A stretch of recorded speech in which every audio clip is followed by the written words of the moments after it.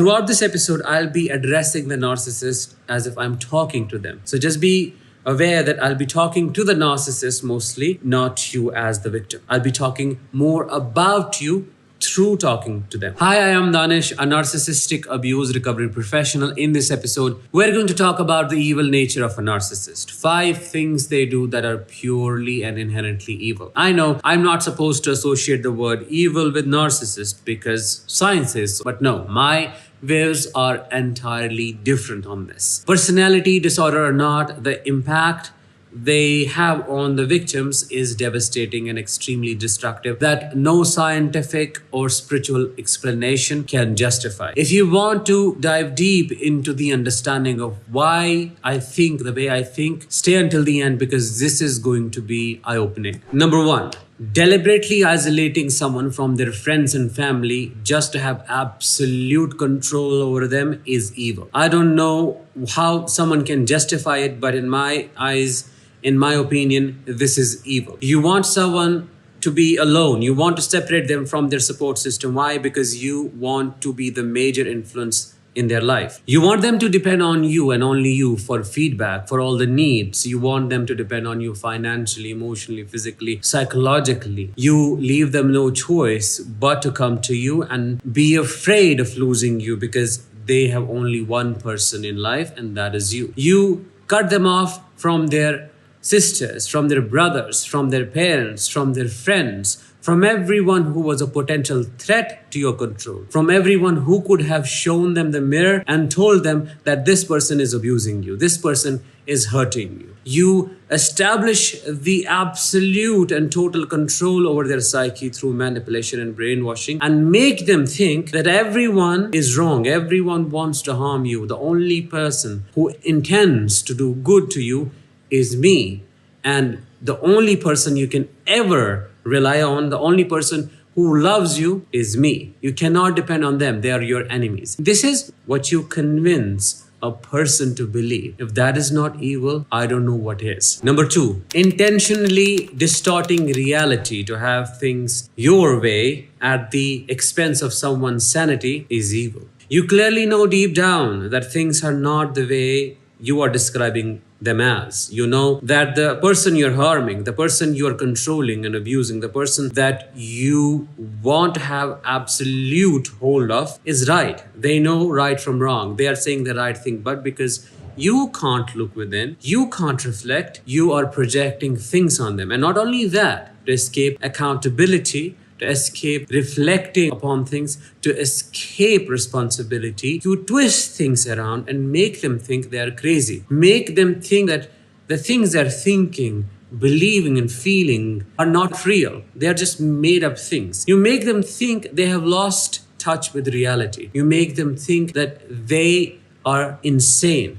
You make them think that their experiences they have had so far in their life were a complete waste. You make them accept that they are a complete waste. And you do not stop until they have stopped trusting their judgment, trusting themselves. Because when they stop trusting themselves, you get to have absolute control over them. Now they listen to you. Now they accept your thinking as the right thinking. They accept that the way you see things is the right way to see them. Their own way is flawed. You erase a person's identity. You completely destroy their self-concept, self-worth, and self-esteem until they are reduced to a shell of theirs. If that is not assassination of the character, of the personality, and if that does not sum up as evil, I don't know what does. Number 3, acting like a chameleon and being selective nice when it serves your purpose, withholding information from your partner, your child, to keep them in fog is evil. When it serves you, you turn into a nice person because you know if you do not act like a nice person, you are going to lose your control. You know your niceness can keep them around. Yes, you're faking it, but because it's needed in the moment, you do it. Which tells us that you know right from wrong. Why else would you be nice? Because you know you are not being nice or you're doing something wrong, which is why you have to change your behavior and act a certain way to keep this person in your life, to retain them as a source of supply. So this tells us you are intentional. You know what to do and what not to do, but you choose easy over right. By not being nice, by being an asshole, and by being completely selfish, you know your needs are met and you do not care about the other person's needs. So why be nice? You withhold information. You keep them in fog. You lie to them. You're a pathological liar. You constantly lie. Knowing and seeing that your lying causes them pain. Knowing that they are distraught, they are broken into a million pieces whenever they find out your lies to be lies. Whenever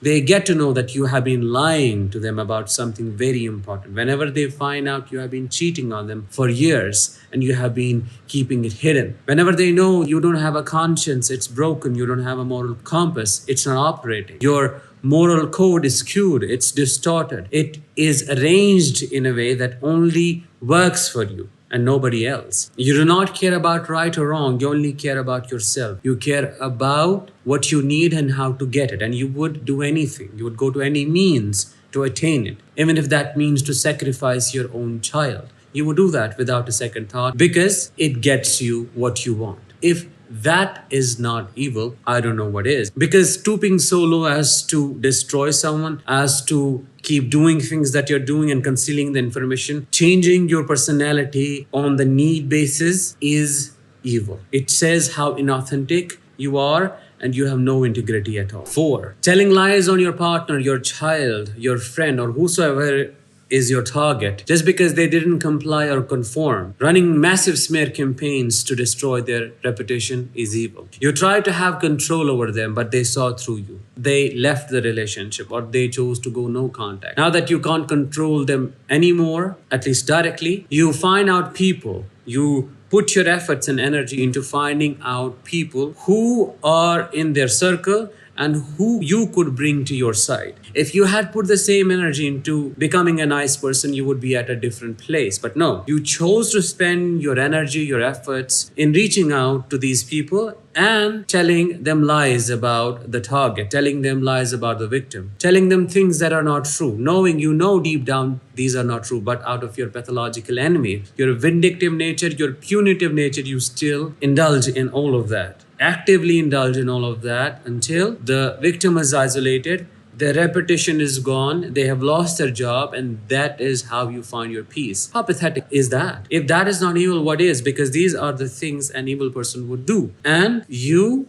leave no stone unturned to prove you have that innate evil within yourself, within your heart. Why else would you choose darkness again and over just to destroy someone, just to get what you want? Number 5, acting cool, calm, and collected in front of others while driving the victim crazy is evil. You know how to put up a show. You know how to project an image of the sane person. You act like as if you don't know anything. You don't know why he or she is reacting that way. You want to prove to them, I am the sane person. I have not done anything wrong, because they don't see you reacting. They don't see you screaming. They don't see you hysterically crying. They don't see you yelling. They do not see you broken into pieces. What they get to see is this calm person who has got it together. You enjoy the view because you know now, in their eyes, the bad person would be this victim here who is crying, who is sobbing because they feel so much pain. They feel helpless before your abuse and they do not know what to do. You have driven them crazy to the point of giving up. They do not know how else to make sense of things, so they do not know what to say, how to say it.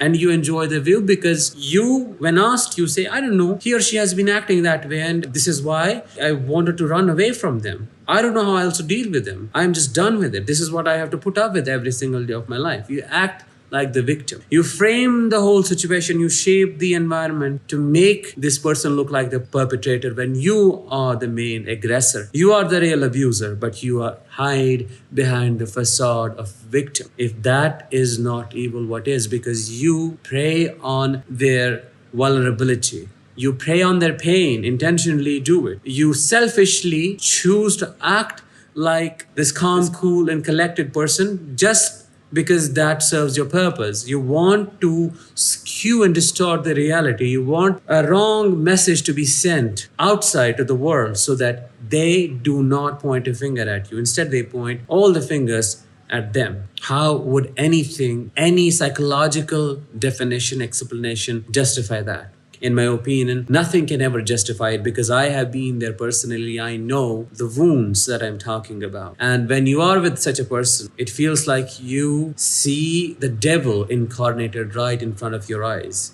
Nothing else justifies why they would do such an inhuman thing. I have heard so many victims saying, no matter how hurt I would be in my life, but I would never do that. It doesn't matter the level of pain I would be struggling with, but I would never stoop so low. I would never do that to a person. And I'm sure as a person, as a victim of narcissistic abuse, you also would never do that. But they choose to do that, which tells us it's not their pain that drives them. It is their choice that they have constantly made and reinforced their behavior through their repeated choices. Let me know what your thoughts are in the comments. And if you found this video, this episode insightful, drop a like, share this video, and I'll talk with you in the next one. Until then, let the healing begin.